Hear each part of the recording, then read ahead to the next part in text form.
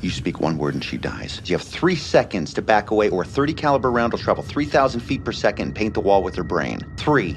Ethan, I need you to talk to me. 2.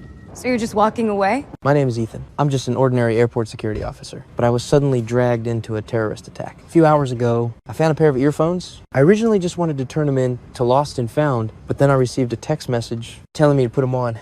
1 bag for 1 life. I thought it was just a prank, but the next second, the person on the other end had already dug up every detail about me. Worse yet, his people had already broken into my home and gained control over everything I care about, including my pregnant girlfriend, Nora. Then came the first order. In 30 minutes, a black suitcase tied with a red ribbon would come through the security lane I was responsible for. I was told not to intercept it, or I would lose my girlfriend and our unborn child. I instinctively asked what was inside the suitcase. He didn't answer. My hand slowly reached under the desk, trying to dial the police. But the man had control of all the airport's surveillance. He threatened me with my girlfriend's life and forced me to hang up. I had no choice but to obey. The occasional background noise in my earpiece made me realize he was hiding somewhere in the terminal. Years of experience told me he was likely that man wearing the black hat. I used my walkie-talkie to call my security friend and discreetly wrote "threat" on a passenger's boarding pass using a special marker, then handed it to him. He looked at me and instantly understood. Without showing anything on his face, he left to get backup. But when I looked back at the man in the black hat, he was gone. I saw my friend get lightly tapped on the shoulder by a traveler, and just seconds later, he collapsed unconscious. The boarding pass slipped to the ground. The missing man calmly picked it up and even gave me a mocking smile, and I could only pretend nothing had happened. Not long after,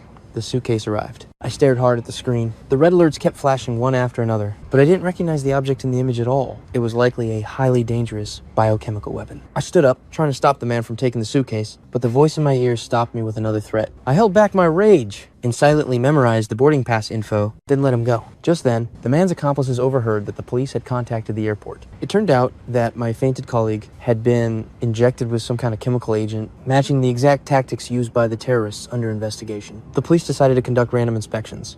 I knew this was my chance. In a surveillance-free conference room, I secretly used my boss's ID card to log into the system and added the suitcase carrier's name to the random checklist, forcing him to go through another round of security. The mysterious man immediately sensed something was wrong. Soon, he came straight to me and, right in front of my eyes, activated the device inside the suitcase. He demanded I steal the suitcase from my superior, or else, in 10 minutes, the biochemical weapon would be released and the entire airport would be consumed.